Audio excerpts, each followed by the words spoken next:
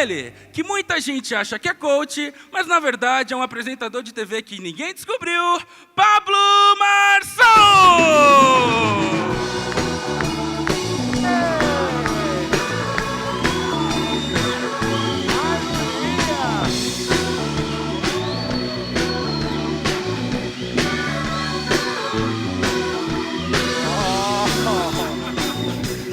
Apertou. Não.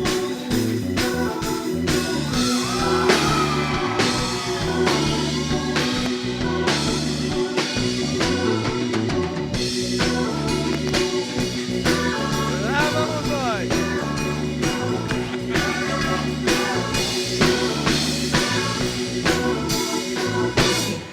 Aí sim. Tá funcionando ainda o microfone? Não me empolga assim não, cara. Já emocionei antes da hora. Talvez convidado mais importante de todos os tempos. Amanhã vai ser um dia incrível na história da TV brasileira. Um cara que tem a carreira mais longa na TV brasileira. E se acredita, ele vai passar amanhã 1 ano a mais que o Silvio Santos. Não é de idade não, é de carreira na televisão. Com vocês, o cara que tem a praça mais famosa de todos os tempos, Carlos Alberto de Nóbrega!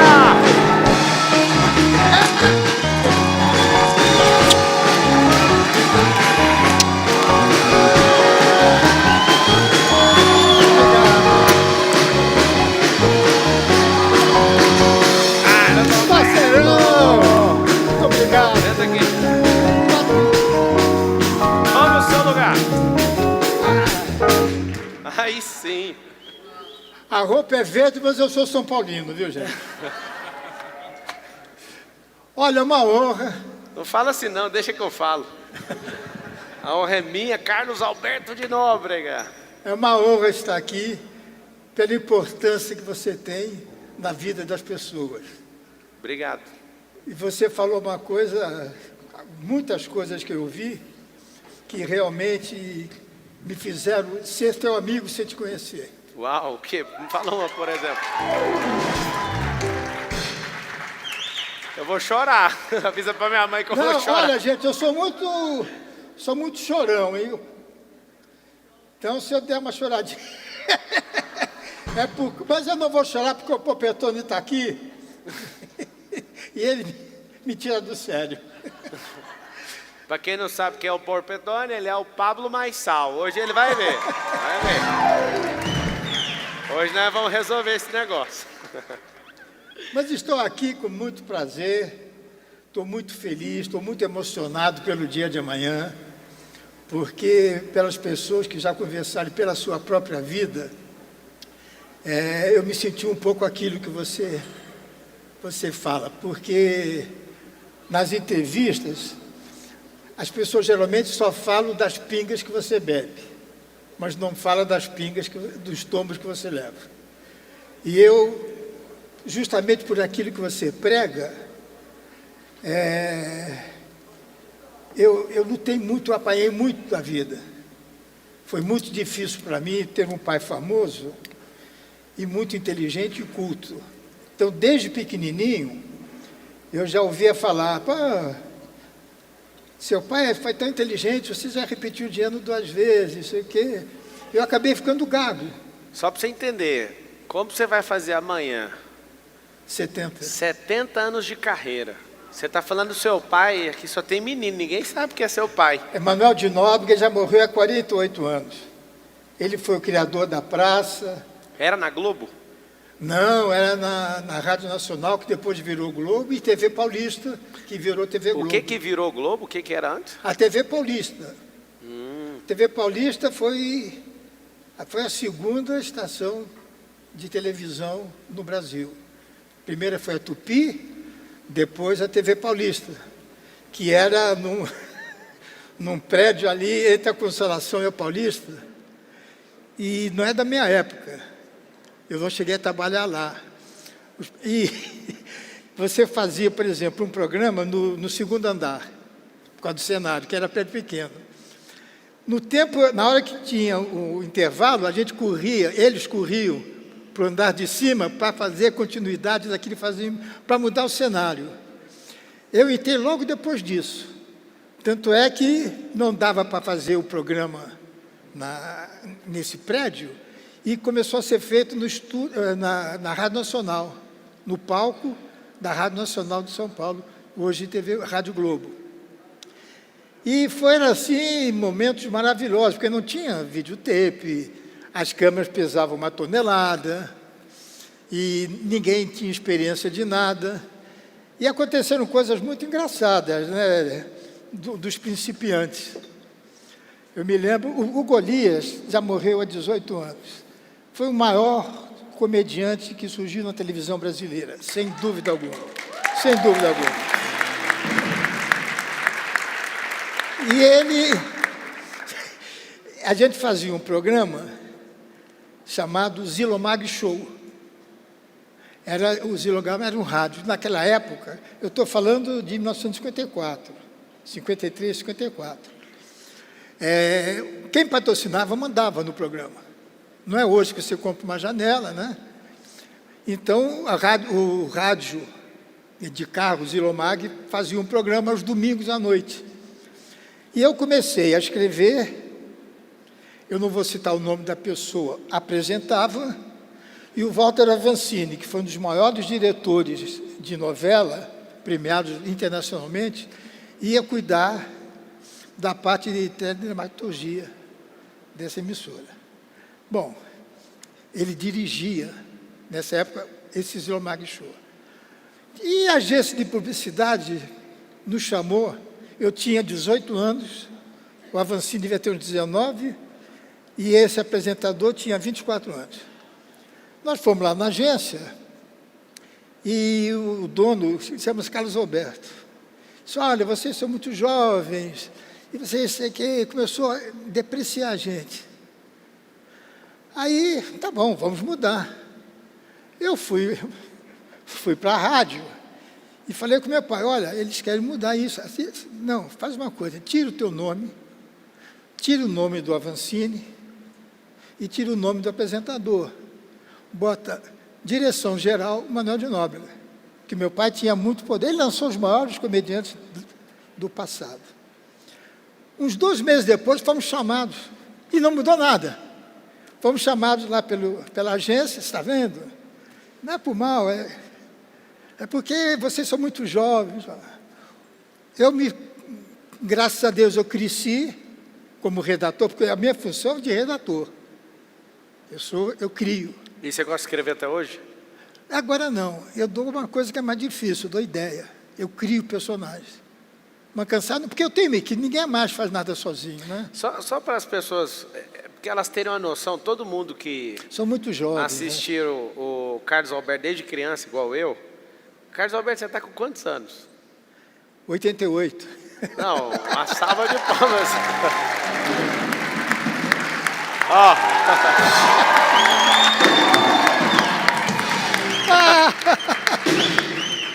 Rapaz, 88 anos, o cara tá falando: não, meu trabalho é dar ideia. Tá entendendo ou não? Como é que seu pai... Não, deixa eu só contar o final. Vai lá. Esses jovens. Esse apresentador que ele não queria, que só dava risada, é o Silvio Santos. Só isso. O apresentador que ele não queria... É o Silvio, porque ele ria muito. É mesmo?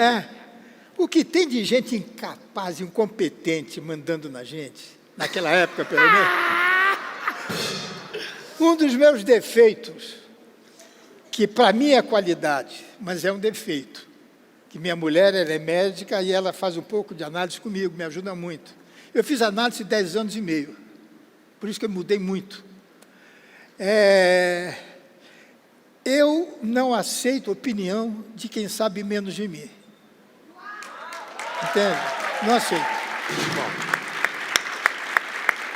Então, eu tive 2 grandes amigos, tirando meu pai, que pai não conta, né? Que foi a primeira pessoa que meu pai sempre acreditou em mim. E as pessoas não acreditavam em mim. Eu sofri muito por causa disso. E o que eu estava falando, já me... E o Silvio Santos, que ele foi tirado, como ele era jovem, ria demais, foi tirado. E continuou, foi o maior sucesso. E depois nós fomos embora. Tem uma história que vale a pena contar. O Golias fazia várias imitações. Quando acabou esse programa, eu sou um guerreiro, cara, de modéstia à parte, eu sou um guerreiro. Eu nunca fui cacique, mas sou um bom guerreiro. O Golias fazia muitas imitações. E nós fomos fazer um programa chamado Folias do Golias, que era escrito e dirigido por mim. Aí ele começou a criar personagens nesse programa. O último era uma entrevista comigo. Eu botava um smoking, só que eu dirigia o programa. Então eu ficava com a calça do smoking, a camisa do smoking, é só na hora, tinha 3 minutos para botar a camisa. E eu bolei um quadro de um velhinho que ele esquecia tudo. Tem um nome. Depois que eu caí, quebrei a cabeça, a minha memória foi para o espaço. É do meu avô, que a gente estava conversando, ele começava a dormir, o papo continuava, então, quando ele acordava, ele ainda estava no outro papo. E eu escrevi um quadro assim para o Golias. Aí ele ligou para mim, cara, Beto, que velho é esse? Isso é o vovô Ilídio. Que ele dorme, então ele vai na conversa de meia hora atrás. Mas como é que é essa? Eu não sei, Golias. Falei, olha, não vamos ensaiar porque... Ele me falou, não vamos ensaiar porque na hora eu vou criar o personagem. Começou o programa só tinha meia hora. Eu fui para o meu camarim para botar o paletó e não vi o Golias, que estava no outro camarim. Eu entrei, sentei, e começou, aqueles... Quando eu vi o Golias entrar, eu já comecei a querer rir. Que ele tem uma cabeleira branca, e ele falava, Bartolomeu Guimarães, aquela vozinha. Bom, enquanto ele não falou nada, eu já estou querendo rir. E eu comecei, meus senhores telespectadores, é um dia muito importante, estou aqui visitando. Professor, Bartolomeu Guimarães. Cara, isso é verdade. Eu comecei a rir, os câmeras começaram a rir, todo mundo rindo, e o programa terminou ali. Eu só fui fazer na outra semana o quadro. Porque não era assim, era um estúdio. Não tinha espectadores, era um estúdio. E todo mundo rindo, não dava mais para continuar, né? Então falava-se slide naquela época, aquele negócio, aquela direção. E como é que seu pai, o Carlos Alberto, ele começou a praça? Ele se inspirou em alguma coisa americana? Ele teve uma ideia numa praça mesmo? Como foi? Não, a ideia, ele nunca tinha tirado férias.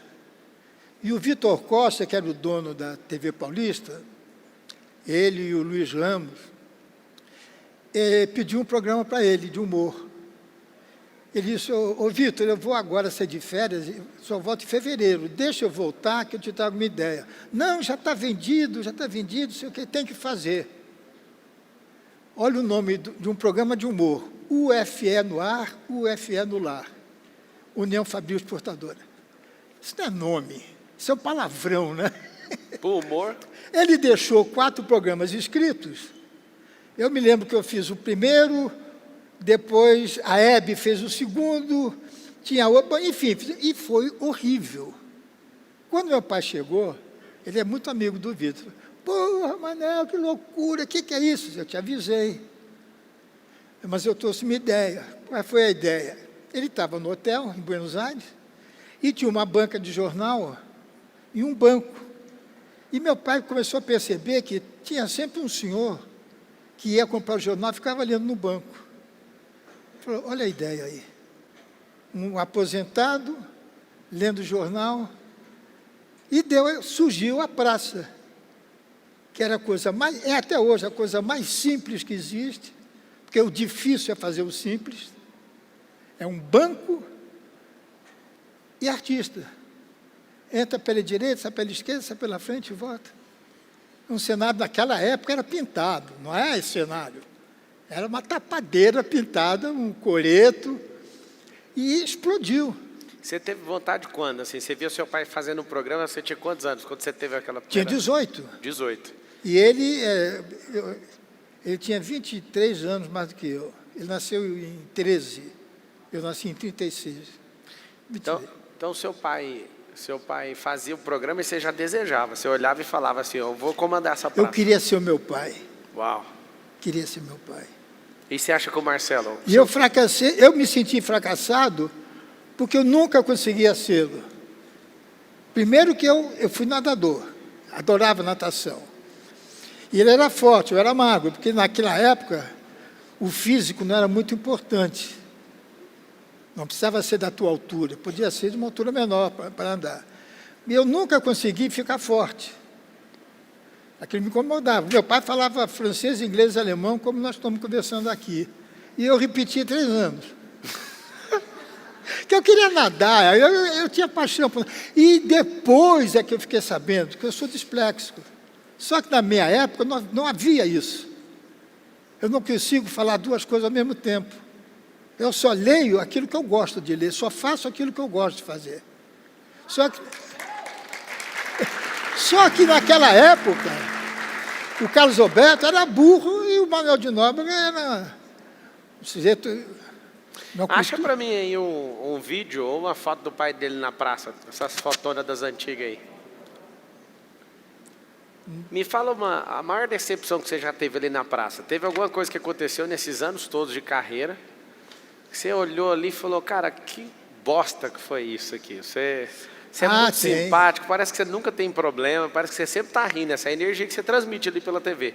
Mas o que foi ruim demais na Praça Nossa? O que aconteceu? A Praça Nossa foi na TV Globo. Foi na TV Globo, porque meu pai morreu em 76. E eu fui para a Globo. 6 meses depois, minha mãe morreu de câncer também. E como minha família era do Rio, eu fiquei mais tempo no Rio do que em São Paulo. Uhum. Minha família ficava aqui e eu ficava mais tempo no Rio. E a Globo nunca suportou a praça. Eu fui para fazer os Trapalhões. Eu escrevia, fazia a redação final e era co-diretor do programa. Aí surgiu a ideia de se fazer... eu fui falar com o Boni, que o Boni começou com meu pai. Eu e ele, tem a mesma idade que eu tenho. Começamos a escrever no programa do meu pai. Eu falei com o Boni, disse, Boni, dia 17 de março... Esse é o Silvio Santos. Silvio Santos, meu pai. Aqui, ó. Dá um zoom out aí e carrega a imagem para lá um pouco. Na TV, você conhece alguém mais inteligente que esse caboclo? Do que o Silvio? Do que seu pai. Acho que o Jô Soares. O Jô Soares? O Jô foi a pessoa de... Meu pai era muito bom em história e geografia. E línguas, ele tinha facilidade. O Jô foi a maior cultura que eu conheci na vida. É mesmo? Eu conheci 2 homens de uma cultura assustadora. O Jânio Quadros e o Jô Soares. Fala uma coisa aí do Jô Soares, assim que você... O Jô, ele era um gênio. Ele era um gênio. Naquela época, não havia equipe de redatores. Por exemplo, os programas que o Golias entrava, eu escrevia para o Golias. A praça, meu pai não deixava ninguém escrever. E a gente estava na Record. E um dia, nós estamos saindo, e o Newton Travesso, um dos maiores diretores que teve na época, que ele já está aposentado, ele falou, Carlos Alberto, você é muito amigo do Jô, será que vocês poderiam escrever um programa juntos? Falei, claro, porra. É um programa de uma família, assim, a família Trapo, que acho que não é da época de vocês também, 64, 65, acho que ninguém aí nessa época. Essa também, né? Não. Era um programa que parava o Brasil. Parava o Brasil. Quando a gente ia fazer, por exemplo, no sábado, a gente ia numa cidade, a gente desfilava em bocado de corpo bombeiro. Era um absurdo. E nós começamos a montar a família Trapo, que seria um empresário rico, que era o Zeloni, Otello Zeloni, é o ator italiano. A Renata Renata Fronze. É Renata. A Cidinha Campos, que era menina, era muito amiga dos... Porque o prédio ficava lá do Teatro Record. A história do... Então, ela trazia sempre para a casa dela algum artista. O Golias era o cunhado que não trabalhava. E o Jô Soares era um mordomo. Por que mordomo? Numa casa, eles eram bem de vida, mas não para ter mordomo. É que ele quebrava tanta coisa que ele trabalhava de graça. Aí surgiu essa ideia e estourou. Foi uma coisa assim impressionante. E a gente viajava muito. Aí era eu e o Jô. 2 anos depois... mas porque antes disso, eu ia escrever... O Jô era mais gordo do que agora, quando ele morreu. Ele pesava uns 150 quilos. E ele tinha na casa dele uma banheira daquelas antigas, sabe, aquelas que tem pata de... Sabe? Ele botava umas almofadas atrás e entrava na banheira. Eu sentava do lado dele e a gente fazia sinopse. O que é a sinopse? É a história do que vai acontecer. Então, seria, por exemplo, a gente começava, número 1, Zelone entra dizendo que vai isso, assim, assim, assim, assim, assim, assim, assim. 2, entendeu? A gente fazia para terminar em números pares, que é para a gente dividir igual. Quando a gente acabava de montar a sinopse, o Jô deitado e eu tomando nota. Olha a loucura desse cara. Eu disse, Jô, eu vou ficar com 1, 5, 4 e 3. Você fica com os outros. Para não dar ciumeira, o que o Jô fazia? Ele fez, vamos comprar 2 máquinas iguais. Máquina de escrever. Uma IBM, você também não era nascido, fica quieto. Que tinha umas bolinhas. Você se lembra disso? Eu não, lembro, né? de máquina de escrever. Compramos iguais. O que eu faço? Vamos por hipótese. Eu tinha que escrever a primeira parte, que tinha que terminar na última linha, para o Jô começar na primeira linha, a segunda parte. Só que o Jô não tinha condições de ficar sentado muito tempo. E a coisa mais difícil é você falar o que você não conhece, o que você não... Porque nasce, né? É um desenvolvimento mental. Os personagens vão falar pela gente. Ele gravava. Ele dizia, Zelone, Bruno, quando é que você vai ser o quê? Golias. Nós vamos dizer o quê? Eu escrevia. E ele gravava. Ele gravava, cara. Era impressionante. Isso é de uma dificuldade. É a mesma coisa chegar perto do Popetone, você conta uma piada aí. Ele vai levar uns 2 tempinhos para... Né? E me ensinou uma técnica. Porque quando eu comecei a escrever, eu escrevia escondido do meu pai. Porque meu pai era diretor de uma rádio aqui de São Paulo e tinha um redator chamado Mário Santos, que era muito amigo do meu pai. Eram colegas. Ele tinha 1 ano mais velho que o meu pai. E ele era o meu melhor amigo. Eu, com 16 anos, 17 anos, eu só saía com ele. Por quê? Com todo o respeito que eu vou falar. Ele era solteiro, ele era desquitado, bebia, fumava e me levava para farra. E a educação que meu pai me deu foi tão grande, minha mãe principalmente, que eu nunca fumei, nunca bebi, nunca joguei, nunca usei droga. Eu nunca vi um cigarrinho de maconha. Nunca vi. Uau, uma salva de palmas, Nunca né? vi. Nunca vi. Muito bom. E passei a ser disciplinado com a do esporte. E o exemplo que o Golias me dava. O Golias foi, viu, Popetone? Foi a pessoa mais disciplinada. Botava caco, sabe o que é caco, gente? É aqui que não está escrito. Cria na hora. Ele enchia de caco, mas respeitava o texto. E ele me ajudou muito, porque meu pai me ensinou, meu pai teve a educação que eu queria dar para os meus filhos e não consegui. Meu pai sempre me fez pedir. Carlos Roberto, vai lá e pede.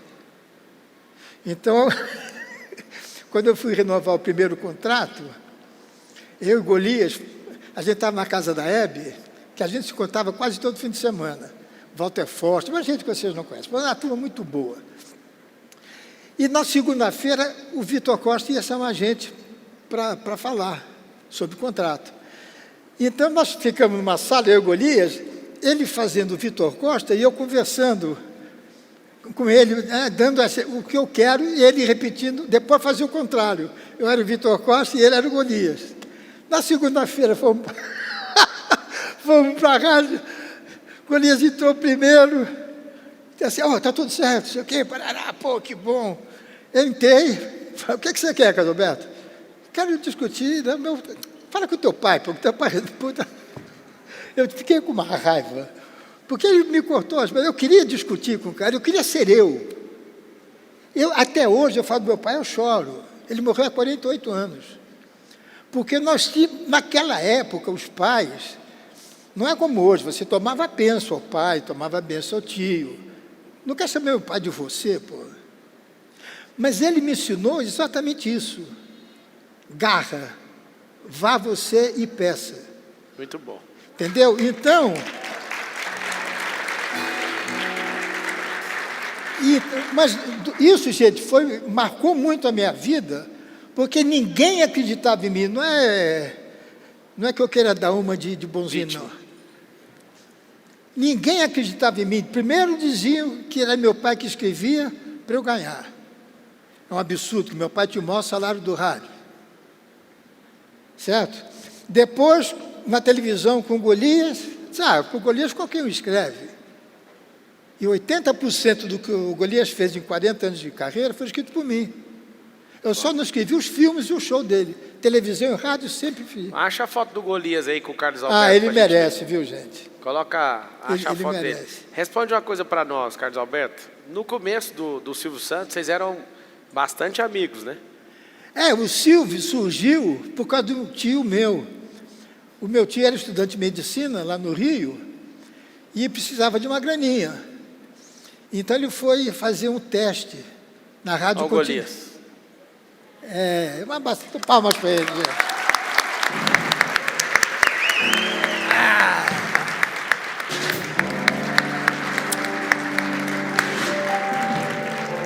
Esse vivia só curtindo a vida, só zoando. Ele foi o irmão que eu não tive.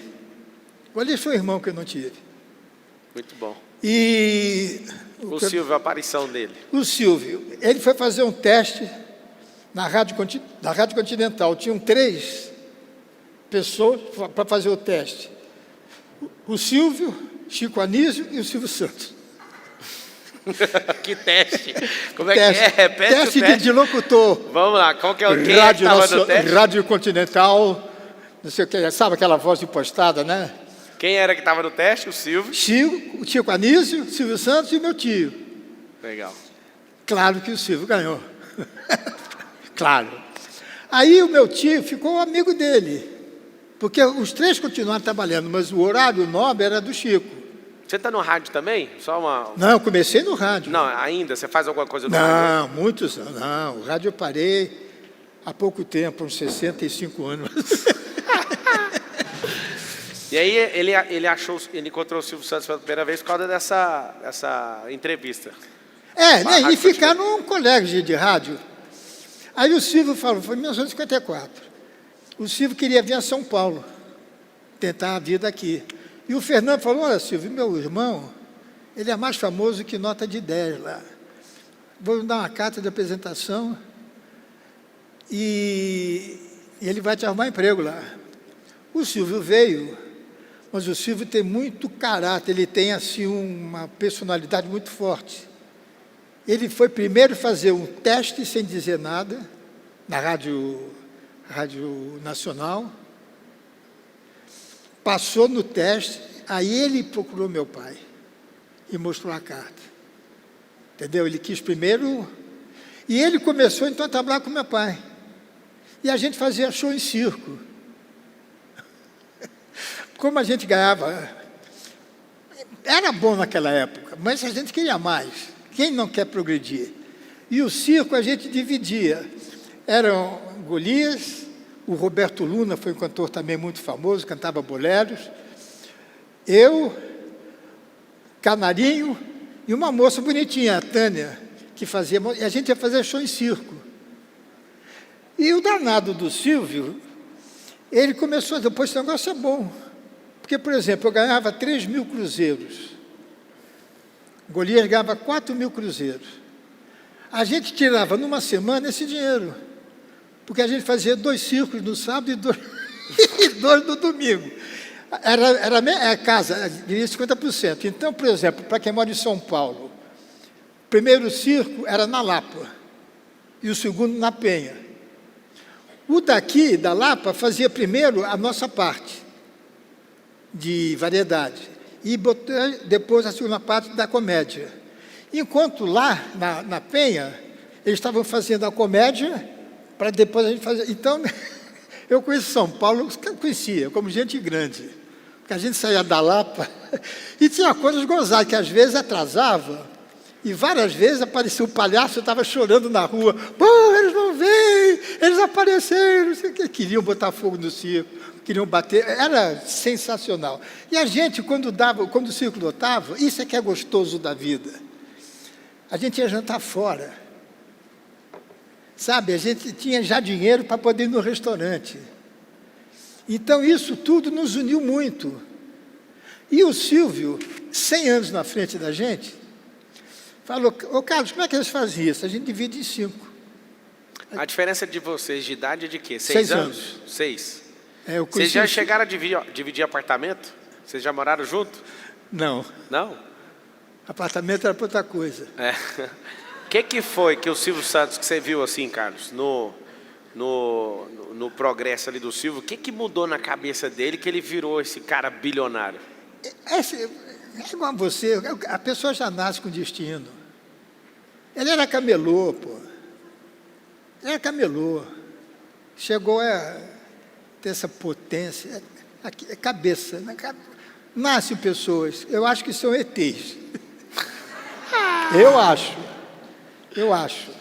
Mas você viu, se ele fosse ET, você não teria alguns anos ali que você viu ele na simplicidade. O cara era simples. Ele foi encontrando algumas pessoas no caminho, não? Alguma coisa foi mudando. Ele é um visionário. Por que ele... Até no circo, o que ele fez? Ele gosta de dinheiro. Quem não gosta? Então, o que ele fez? Ele contratou os artistas mais baratos que tinha na rádio, pagava por mês. E ele, então, ficava com a parte do leão. Então, ele tinha Humberto de Campos e seus bonecos, fazia ventrílogo. Ganhava uma merreca. Tinha outro cantor, não sei o que, Lopes. Isso foi em 1954, gente. E eu estou com 88 anos, então minha cabeça está um pouco... E ele, então, começou a ganhar dinheiro com o circo. Com o circo? Com o circo. Porque a parte do leão era dele. Entendeu? Não era igual nossa, ele dividia igual. Até que o dia ele, precisa ter um carro. E ele fez, então, é que eu me esqueço os nomes. O Carlos Kerlakian, esse eu me lembro, era dono de um grupo de sapatos. Ele era candidato a deputado estadual. E o deputado federal era o dono da VMAG. VMAG era a marca de automóvel que tinha naquela época. Ele queria ser deputado federal. O que o Silvio propôs? Vocês me dão um Jeep e um alto-falante, um amplificador. Quando acabar as eleições, se vocês ganharem, o Jeep fica para mim. Então, o Silvio acabava o programa do meu pai às 2h, comia um sanduíchezinho, pegava o Jeep dele, ia para, sei lá para onde, para qualquer dessas bibocas daí. Alô, sábado. O Silvio tinha apelido de peru, porque ele ficava muito vermelho, meu pai ficava mexendo com ele, ele ficava lendo, e meu pai levantava assim a calça dele, botava a mão assim na frente, ficava, entendeu? E ele ficava vermelho. Então era o peru que faz, mas isso só, nunca ninguém chamou o Silvio de peru. Não, Não, mas é. Então, sábado, a caravana do peru que fala com o fulano de... Hoje é o Silvio Santos. Hoje não, 100 anos é o Silvio. Porque ele tinha uma visão enorme. O caso do baú é um exemplo disso. Apareceu um alemão uma vez para falar com meu pai, que tinha uma ideia que na época tinha cesta de Natal. Você pagava por mês e no Natal você recebia uma cesta com as coisas de Natal. E ele queria transformar aquilo em brinquedo. Aí meu pai foi para o banho, daí meu pai todo sócio com ele. E começou a promover no rádio e na televisão. Quando chegou em dezembro, o cara não tinha gasto todo o dinheiro, e não tinha comprado presente de nada. E nós ficamos sabendo por uma denúncia num programa de jornalismo lá da Tupi. Aí, meu pai ficou doido. Ligou para o Silvio, eu preciso que você faça um negócio para mim. Fique lá no meu lugar para botar as coisas em ordem, que eu vou procurar dinheiro para comprar os brinquedos, não vou sujar meu nome. E o Silvio não quis. Aí meu pai, no mesmo dia, ligou pela segunda vez. Isso dito pelo Silvio. Na terceira vez, o Silvio ficou com medo que meu pai tirasse ele do programa. Então, tá bom, seu Nóbrega, eu vou lá. E meu Silvio foi lá, botou o alemão para fora, pegou a contabilidade que não tinha, estava uma desgraça, e meu pai começou a arrumar brinquedos, arrumar dinheiro, porque o Silvio não tinha dinheiro. Ele tinha um Jeep. Era o único patrimônio que ele tinha, um Jeep. Até que chegou no fim do ano, zerou. O Silvio conseguiu zerar. E falou para o meu pai, ô, seu Nóbrega, vamos fazer uma coisa. A cesta da Amaral está falida. A gente pode comprar a carta da Amaral e começar a dar prêmios. Que você só pode dar prêmios se você tiver aquele alvará, né? Tiver uma licença. Meu pai, não, Silvio, eu estou fora, não quero saber de nada, fica para você, vai embora, seja feliz. E o Silvio começou a entrar nessa de dar carro, e as pessoas duvidavam. Uma vez eu até falei, eu tenho liberdade com ele para falar isso. Silvio, você dá mesmo esses carros? Ele falou, Carlos, quanto mais carro eu der, mais baú eu vou vender. Ele era um visionário, né? Ninguém... E ele... Aí começou a crescer. Ele tinha um programa, meu pai tinha um programa domingo em cima do futebol. E quando nós saímos da Paulista, como meu pai era muito amigo de Vitor Costa, ele tinha morrido, ele devia muito dinheiro ao meu pai, de salários, de publicidade e tal. E meu pai jamais iria cobrar de um amigo, ainda mais morto. E quem ficou no lugar do Vitor foi o padrasto do filho dele, que era um banqueiro. E era muito dinheiro. Então, eles fizeram uma proposta para o meu pai. Meu pai gostava muito de viajar. Eles pagaram uma viagem para meu pai de volta ao mundo. Meu pai saiu de São Paulo, foi para a Europa, a Ásia, chegou lá no Japão, voltou para a África do Sul, pago pela dívida. Deu um dinheiro em dólar e deu 2 horas aos domingos em cima do futebol, que o Silvio ficou com esse programa para ele. Então apresentou futebol, Silvio? Não, ele fazia um programa de negócio de velha surda, forca. E foi crescendo. A TV Paulista foi vendido para a Globo. O Silvio estava no meio da programação. Se acertaram, aí Deus ajudando é covardia. Ele passou a ter 4, 5 horas de programa, explodiu. E ele foi muito, por ser camelô, é triste falar isso, tinha um preconceito muito grande. E começaram a prejudicar o Silvio. A Globo queria entrar na parte comercial do Silvio. O Silvio disse, não, esse horário é meu. Então começaram a podar. Ligaram para o João Calmon, que a Tupi era um condomínio. Né? Eram 21 estados, era um condomínio. E o João Calmon era o presidente desse grupo. Para começar a não contratar o Silvio, caso o Silvio saísse da Globo. Só que o Silvio conseguiu de uma graninha e foi para a Tupi, fazer o programa... Que virou Record depois. A Tupi ou não? Não, Tupi faliu. Não, ele nunca trabalhou na Record. Aí começou, ele tinha o programa já prejudicado na Globo e a quinta-feira na Tupi. Mas os dias dele estavam contados. Ele sabia que uma hora a força dos homens era maior que a dele. Aí ele queria ter uma televisão. E foi na época da ditadura. E vocês não sabem o que é ditadura, há de não saber nunca. Só que meu pai, desgraçadamente, era muito amigo do coronel que tomava conta de São Paulo, que tirou a demada, botou lá na tela, aquela história toda que não vale a pena falar. Ele era muito amigo do meu pai. E por intermédio do Rubem, desse coronel, tinha um amigo do meu pai que era presidente da Cobal, que dá alimentação para todos, né, para o Brasil inteiro. E não quiseram dar uma televisão para o Silvio. A ditadura. Porque o Silvio era um camelô. Eles não viam o gênio que o Silvio era. Uau. Queriam ver só lá, que não é lado ruim, ser pobre não é ruim. Tá? Mas para o meu pai eles davam. Então, eles entraram com um pedido de uma concessão, e isso tem gravado. O Silvio já botou isso, inclusive, no ar uma vez, onde meu pai está recebendo a emissora e o Silvio agradecendo ao ministro e ao meu pai.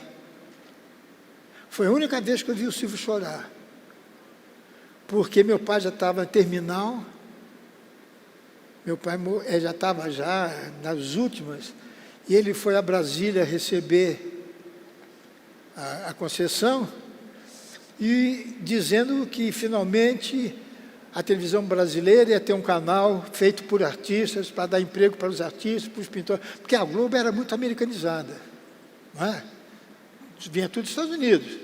E as outras estações, eles queriam canal, mas não queriam dar programação. Não vamos citar nomes, mas é assim.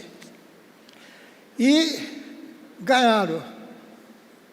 O Silvio ganhou esse canal, que não é a Tupi, é um canal que já acabou, é a TV Corcovado, no Rio de Janeiro. Corcovado. A Tupi não tem nada a ver com meu pai, nada. O Silvio comprou a massa falida e ficou dono mudou para a TVS, porque ainda não era o SBT, era a TVS. E começou a crescer, isso aí surgiu, o resto acho que vocês sabem. Né? Aquele vendeu para o Edir Macedo, que chama Record hoje, era o que no passado? Como é que ela chamava? É Rádio Record, é TV Record, TV. Canal 7, que era do Paulo Machado de Carvalho, filho da Copa de 50, né, do Dr. Paulo, e eram 3 irmãos, era o Tuta, o Paulinho e o Alfredo. O que é o maior arrependimento da sua vida, Carlos? Você fala assim, isso aqui é o maior arrependimento da minha vida, eu quero que todo mundo saiba para não passar essa mesma coisa. Porra, eu não sei, cara. Arrependimento? Olha, não, sabe por quê? Me serviu de lição. Eu me arrependi de muitas coisas, de colegas, mas me valeu como lição. Tive muito desgosto, a tristeza com pessoas que foram lançadas pelo meu pai e que falavam muito mal de mim, tentaram me tirar do Silvio.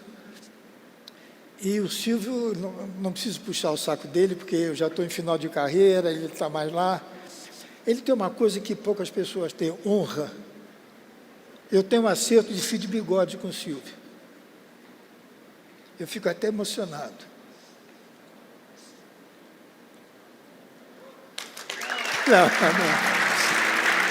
Não.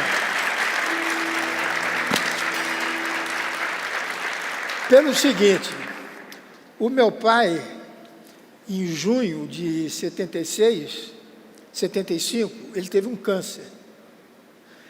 E ele foi morrer em março de 1976. O Silvio pagou todo o tratamento do meu pai. Todo.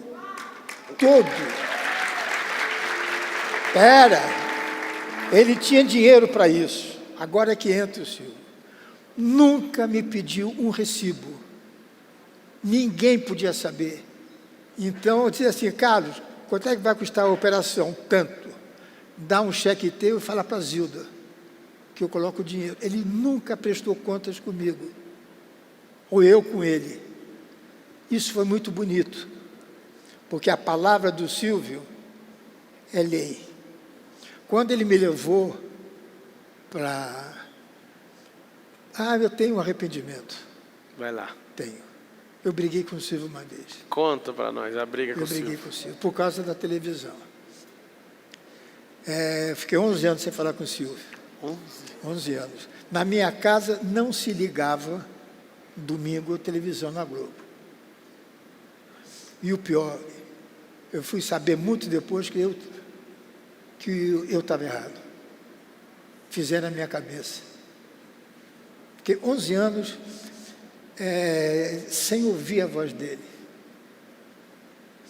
E cada um tem a sua religião. Eu fui criado dentro do Espiritismo. E sou devoto de Nossa Senhora. Eu jogo em todos, né? E tenho meu preto velho. A minha religião é essa. Primeiro, Deus. E o Silvio é judeu. Judeu. Ele é judeu filosoficamente ou é judeu praticante? Não.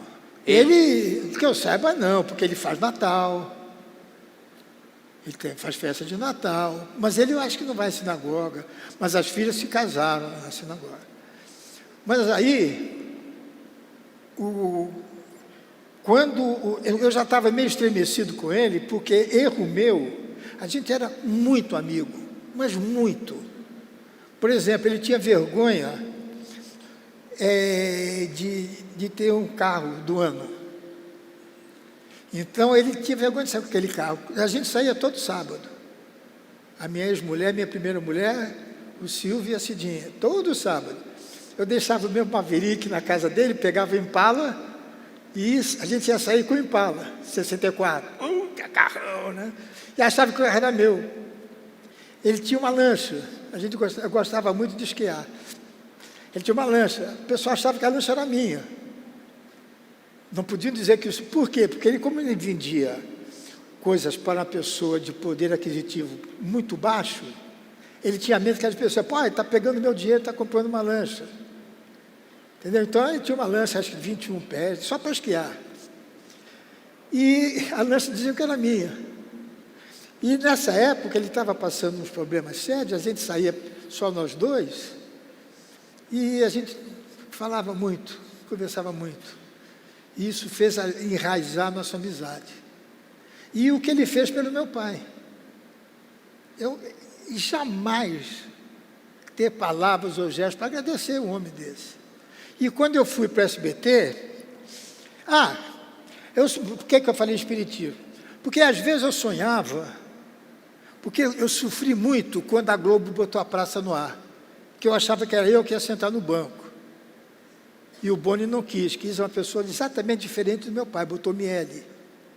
Lembra do Miele? Eu sou de 87. Pelo amor de Deus, isso foi em 60... Você sabe que às vezes acontece isso, porque para mim o tempo não passou. Eu às vezes vou falar de futebol, eu digo, quando o Gerson deu aquele passe para o Pelé fazer a cabeça, eu falei, quem é Gerson?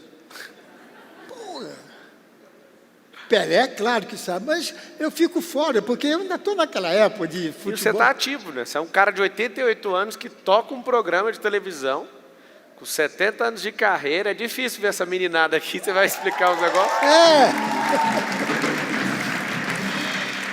Mas aí eu sonhava, meu pai teve uma bolsa de estudos em Nova York, nós ficamos de maio até dezembro em Nova York. E marcou muito, eu tinha 9 anos de idade. E marcou muito a minha cabeça. Muitas vezes, eu sonhava que eu ficava lá no Teatro Fênix, que é onde gravava a linha de show da Globo, eu via o Miele, né, fazendo... Eu ia para o hotel, eu chorava muito. Várias vezes eu sonhei que eu estava sentado assistindo a gravação e meu pai entrava, eu disse, pô, pai, vai lá, senta lá. Disse, não, meu filho, deixa, tá bom, o Miele está muito bom. Várias vezes. Em Nova York, a gente ia muito ali no Central Park, tinha ali, perto da Quinta Avenida, tinha o aquele teatro, meu Deus, o cinema. Pô, aquele cinema... Aquele que fechou em 1973? Não, não! Não, tem até hoje. Oh, meu Deus! Não, Médici era o ginásio. Bom, não importa. Eu estava numa calçada com meu pai e minha mãe e o Silvio na outra. Meu pai dizia, filho, vai lá falar com o Silvio, vai lá. Eu disse, não vou, eu não quero ouvir o que ele me disse uma vez. Isso, várias vezes soava que eu estava numa festa e estava assim numa sala, o Silvio estava lá. Eu sentia saudades dele, só que eu estava magoado. 11 anos. 11 anos. Até que a filha dele, a Renatinha, que é a caçula, o meu tio era pediatra. Ele é professor da Escola de Medicina e fazia pediatria. E o Silvio ligou para ele. Ô, Fernando, vem ficar comigo aqui, que acho que ela está com meningite, sei o quê. E eles passaram a noite inteira no hospital. E o Silvio perguntou, e o Carlos, como é que está? Ele ainda está com raiva de mim? Ainda está zangado comigo? O Fernando disse, claro que não. Pô. Aí contou o caso. Aí falou, será que ele vinha falar comigo? O Fernando falou, deixa eu ligar para ele. Era tudo que eu queria. Eu só não queria ouvir as coisas que eu ouvi. Porque eu também fui grosso. Eu também fui, porque eu não tinha feito ainda análise naquela época. Você pediu desculpa para ele pediu desculpa para você? Como é que Não houve nada disso. Aí o Fernando ligou para mim, você falou, claro, marcou um jantar na casa do Silvio. Vim eu, o Marcelo e o Beto, são 2 filhos mais velhos. Foi um abraço, olhos vermelhos, porra. E o Silvio foi mostrar para os meus filhos o livro Caixa, desde o primeiro dia, de uma caneta Bic, que ele comprou, sei o quê, taraná. E eu ainda estava achando que a minha carreira tinha acabado. Eu estava achando que eu estava no fim, porque eu já não estava batendo muito bem com o Renato, e eu fui muito franco, disse, Renato, eu prefiro ser teu amigo do que ser teu redator. Eu quero a tua amizade. E eu quis sair para ir para o Jô, mas o Boni não deixou. Você falou Renato Aragão. Você está falando do Renato Aragão? Renato Aragão. Ele, não sei se você sabe, ou se em algum momento você já viu, ele e a esposa são alunos nossos, do pior ano da sua vida. A Lília Aragão, ela está lá firme, acorda, ele faz o Didi fazer o boot. O Didi faz as mentalizações, é incrível ver o tanto que a esposa ali, ela dedica energia para continuar renovando a mente do Renato. Um beijo para vocês. E você sabe, beijo dele, muita gente joga pedra nela, porque não sabe o que é a vida lá dentro da casa dele. Ou é inveja, né? Porque tem muita maldade, né? A imprensa amassa a gente, né? Amassa. Às vezes não, eu acho que é uma forma de invadir os outros, Pode também fazer alguém crescer. Tem o mesmo poder, né? Eu falo para todo mundo que uma capa de revista sempre paga. Ou paga por alguém que quer se promover, ou paga pelo inimigo que quer derrotar alguém. Sempre ela vai ser paga. Na própria televisão, é um negócio. Sem querer falar em política, você assiste o jornalismo da Globo, é um. Assiste das outras estações, é outro. É outro Brasil. Eu acho que o povo teve o Covid... Um povo sem internet, antigamente, acreditava muito nisso, né? Agora o povo com internet já sabe que tem Na época da Covid, no Jornal Nacional, morreram tanto. Já morreram quase 4 milhões de pessoas de dengue no Brasil, ninguém fala. Ninguém fala. Isso é uma coisa que a gente precisa aprender a pensar como povo. Muito bem, Carlos. Eu não sou político não, hein, gente. Carlos Alberto para presidente. Hã? Carlos Alberto de Nóbrega para presidente do Brasil. Carlos Alberto, tem uma caixinha do seu lado e agora você vai meter a mão nessa caixa e tirar alguma coisa aí, ó. Vem aí do seu lado. Escolhe alguma coisa. É uma caixa secreta. Algema! Carlos Alberto, com 88 anos, fala um medo, um bloqueio, um pecado, um trauma, alguma coisa que te bloqueou por muitos anos na sua vida. Ou qualquer um deles. Que me bloqueou? Que você ficou com o trauma e você falou, cara, isso aqui eu tinha que me libertar e você conseguiu soltar essas algemas aí. Pode ser um medo. O que me bloqueou foram os 11 anos os 11 anos não. O primeiro ano da minha briga com o Silvio. O Silvio encerrou a carreira? Se ele encerra? Ele encerrou. Ele Encerrou. Infelizmente. Mas as filhas estão indo muito bem. Estão indo muito bem. Estão lutando lá. Ele deve falar alguma coisa na casa dele, né? Mas ele deu plenos poderes às filhas. E será que ele ainda fica sentado na TV assim, assistindo e falando, tira do ar? Televisão não. Sério? Ele adora filme. É mesmo? Ele vai para os Estados Unidos, ele fica vendo aqui. Eu sou vizinho dele lá nos Estados eu Unidos. vi você falar. Eu sou vizinho dele lá. Inclusive, um beijo para a Dani Beirute, que é filha do Silvio, a Patrícia Bravanel, que nós somos amigos aí. Vocês estão mandando muito bem, já tem um ar de diferente, de evolução no SBT. Um beijo, uma salva de palmas para as garotas. E para toda a família Bravanel. Um dia desses, eu mandei o WhatsApp para ela, numa segunda-feira, falando exatamente isso. Você me surpreendeu, você está simplesmente maravilhosa. Ela realmente... Eu pousei lá para ir no seu programa, eu já senti a atmosfera do SBT diferente. Tá diferente. Uma vez, Carlos, os meus filhos que você conheceu agora atrás, o Lourenço e o Benjamin, eles brincam com os netos do Silvio Santos. Aí um dia eu fiquei indignado. Eles foram para a casa do Silvio lá, e na hora de ir embora, eu falei, eles chegaram lá em casa, e aí, como é que foi com o Silvio Santos? Aí eles, como assim Silvio Santos? Quem é Silvio Santos? Eu falei, quê? O Silvio Santos é o cara mais importante desse país. Não, eu tinha um vozinho lá assistindo televisão. Um vozinho? Um vozinho, eu falei, mano, é o Silvio Santos. De pijama, né? De pijama, o jeitão dele. Ele só usa pijama. E eu, como que vocês estão falando? Vocês não foram lá pedir um autógrafo por Silvio, e tal. Mas eu cantei essa jogada da parada dele, por conhecer o Silvio. Eu sabia que ele não ia voltar mais. Ele até ficou zangado. Como ele não pode brigar comigo, porque existe um elo muito grande entre nós, ele manda indireta. Eu falei um dia numa entrevista, como estou fazendo agora, disse, o Silvio não volta mais para a televisão.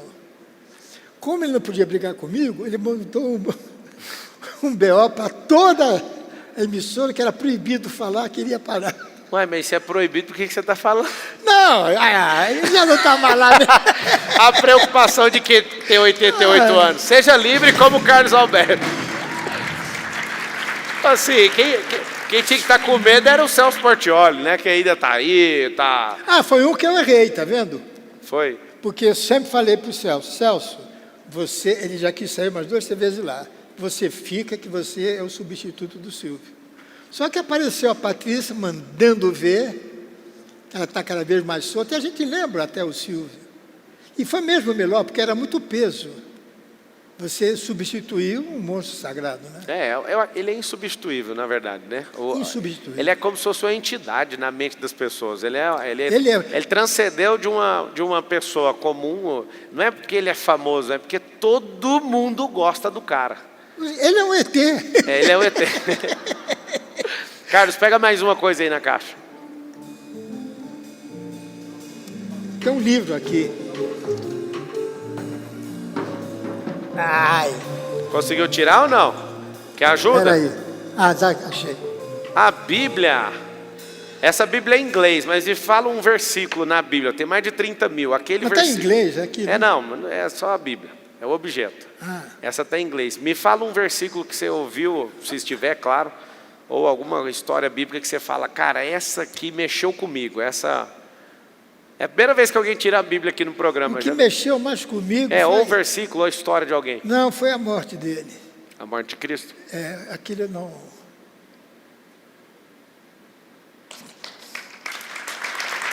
Que bom. Porque você vê, a maldade não é de hoje. Uma pessoa que veio ao mundo para pregar o bem, pregam os pregos na mão daquele homem, não dá. Você sabe de uma coisa? Você não me perguntou, mas eu vou te dizer. Eu rezo quando acordo, quando vou dormir, mas não dou o valor que eu dou às vezes que eu falo com Deus. E Ele me ouviu sempre. Amém. Há 2 semanas atrás eu estava com um pepino do tamanho de maior que esse estúdio.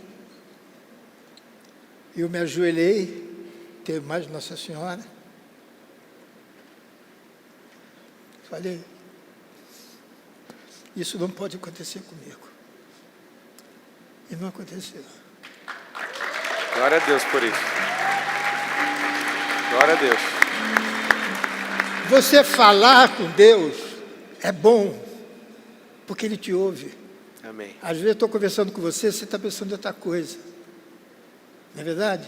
Deus não. Deus não. Deus ouve. Amém. Muito bom.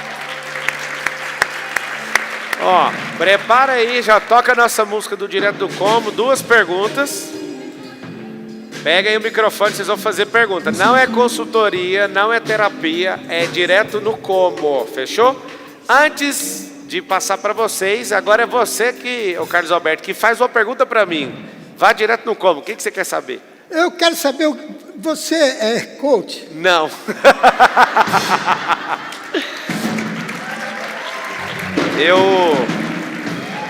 Eu fui até 2018.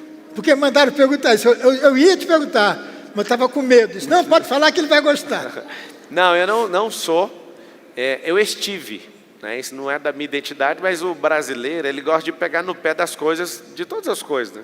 Você fala de riqueza, pega no pé. Coach, por exemplo, significa em português treinador. Agora, é uma profissão, né? Americano, assim, todo grande empresário... aquele americano famoso. Sim, tem o Tony Robbins. Tem um cara que é o mais poderoso no mundo dos negócios, que chama Marshall Goldsmith. Eu, assim, brasileiro, repudia tudo que é para prosperar. Né? A gente está aí para ajudar nosso povo, mudar essa mentalidade. Em 2018, eu parei de fazer isso. E eu comecei a dedicar em palestra de inteligência emocional e não dei mais nenhum atendimento individual. Eu dava atendimento individual para empresários, jogadores, gente famosa, cantor. E aí eu decidi não atender individualmente mais. Então, assim, a gente tem mais de 40 negócios hoje no grupo. Eu sou o CVO, eu cuido à distância dos negócios.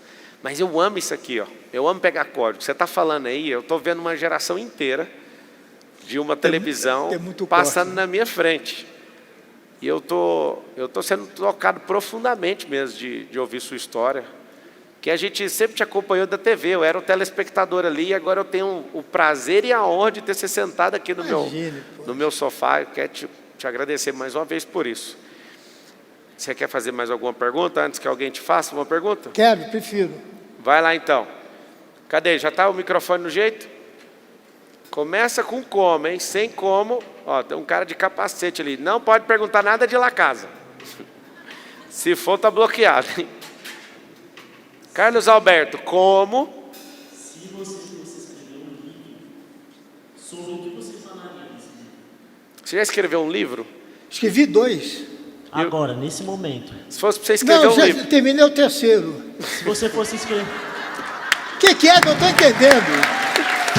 Ele quer saber se fosse para você escrever um livro agora. É porque ele podia ter perguntado se você já tivesse agora, escrevido. se você fosse escrever um livro agora, sobre o que você falaria nesse livro?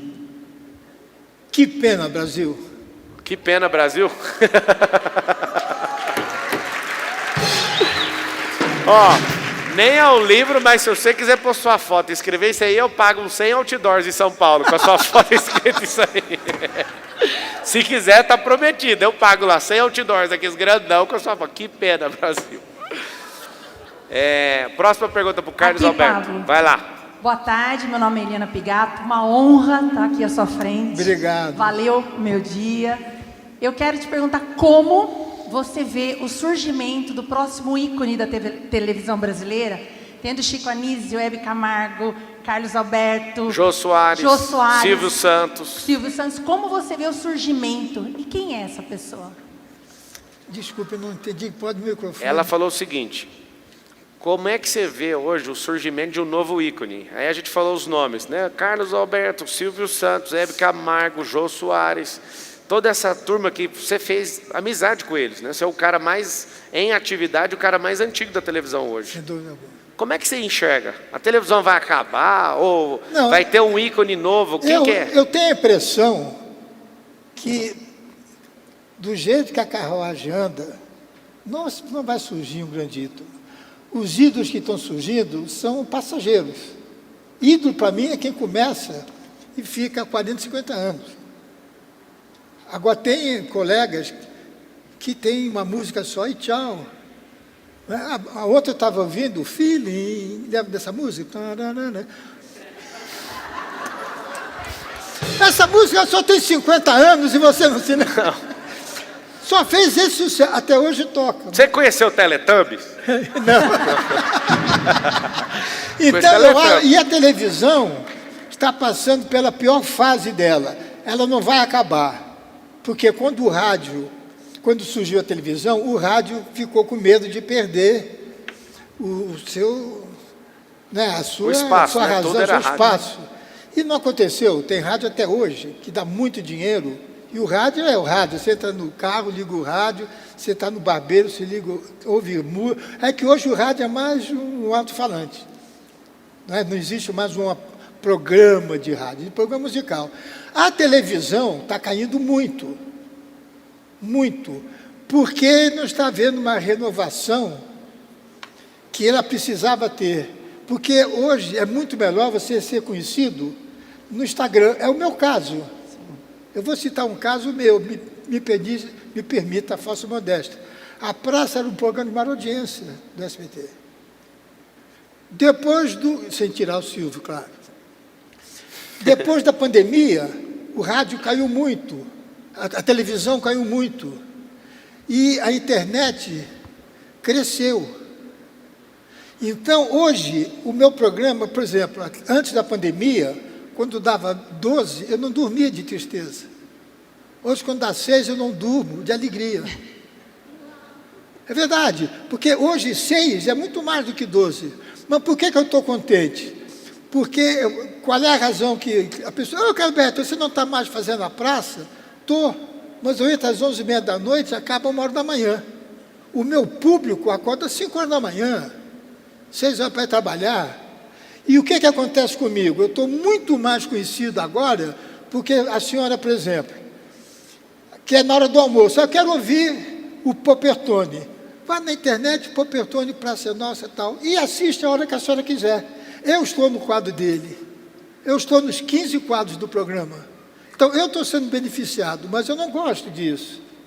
Eu queria a minha televisão dando 12, 14. Mas ela não vai acabar. Eu não acredito que vai surgir outro, porque esses que vão surgir estão na internet. A Virgínia tem 40 milhões de seguidores. 40 milhões.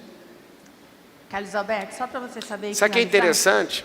A Virgínia tem 40 milhões, só que ela é menos conhecida que você. Você tem quantos seguidores no Instagram? 1.200.000. 1.200.000. 1.200.000. Você é mais conhecido que ela. O problema é que você não expôs isso. A internet é outro mundo, é uma atmosfera é outro diferente. Mundo, que é o mundo do futuro. Sim. Quem que você acha no Brasil que não conhece o Carlos Alberto de Nóbrega? Só sou menino, acabou de nascer na maternidade. As crianças talvez não chegaram no programa. Por quê? Porque também não está na internet. E aí, eu quero te fazer uma pergunta antes. Você vai parar quando? Quando eu gostaria de parar? É. Na véspera de eu morrer.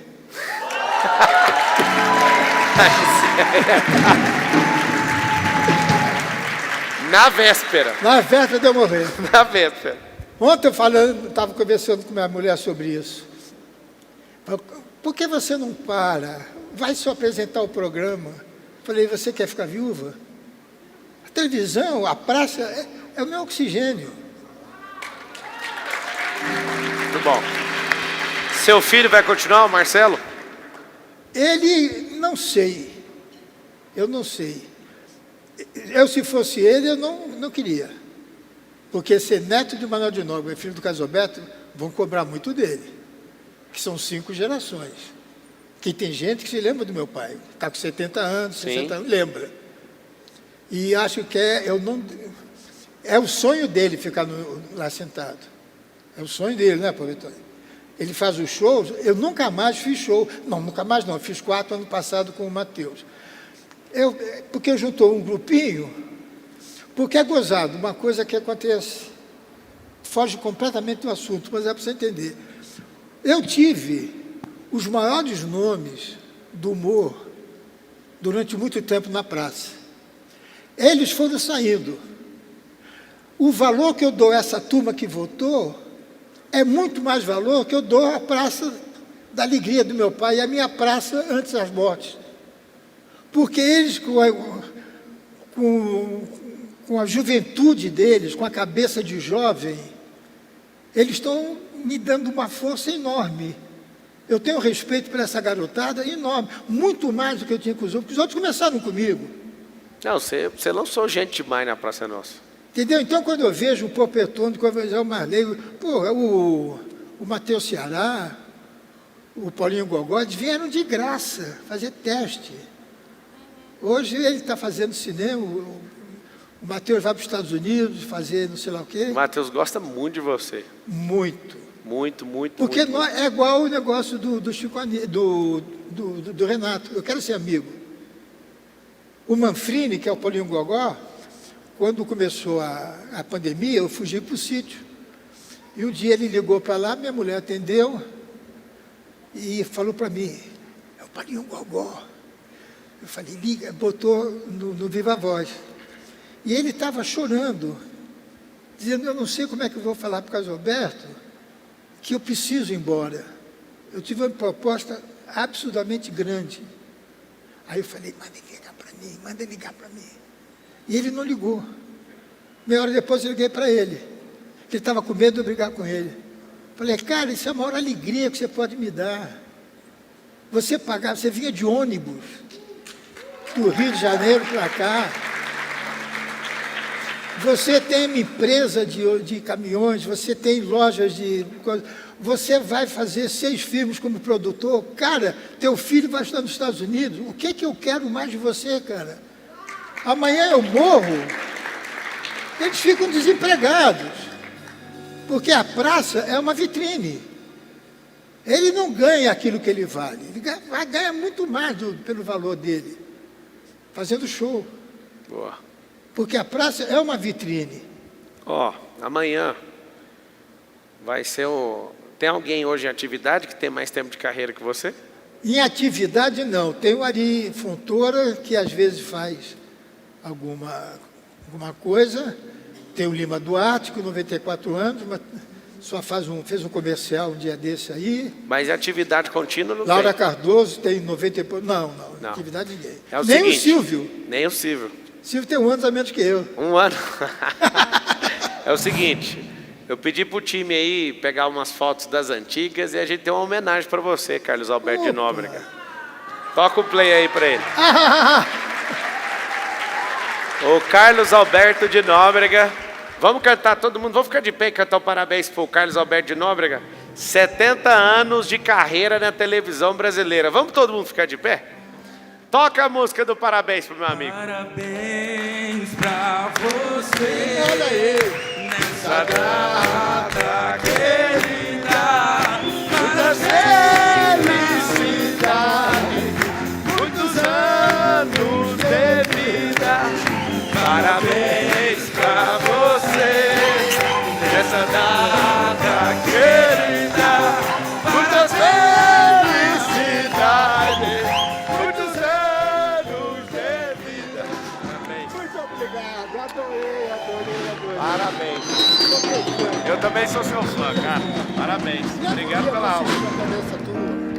Vou Leva levar. um dia para ver a sua palestra. Vou levar. Fala para sua esposa. Você só entra com ela agora, hein? Fala para ela não estar ocupada no dia. Na hora que você quiser, mande te buscar. Obrigado. Ó, esse é Carlos Alberto, 70 anos de televisão. Imagina, 7 ciclos de década, hein? 7 décadas seguidas de atividade. Aqui um grande amigo, hoje eu fui tocado profundamente, viu, pela sua história. Obrigado. Mas você tem que contar ela mais. As pessoas têm que te conhecer mais. Me chama que eu sou facinho. Oh, tira a nossa foto aqui, cadê a foto? De cá. Carlos Alberto de Nóbrega. Eu devia vir mais bem arrumado. Tá ótimo assim. É coisa de velho, a gente pode tudo. Tá bom. Naquela câmera ali, ô A verde? Carlos, isso. Manda uma mensagem para todo mundo. Você é um dos homens que tem maior experiência nesse país, um dos mais queridos dessa nação. Que recado que você dá para todo brasileiro hoje? Eu quero agradecer o carinho, o respeito que vocês têm pelo meu trabalho. Vocês nunca me abandonaram. e eu nunca vou abandonar vocês. Viva Deus! Esse gesto que eu faço, né, não sei se já perceberam no final, eu estou dizendo viva Deus.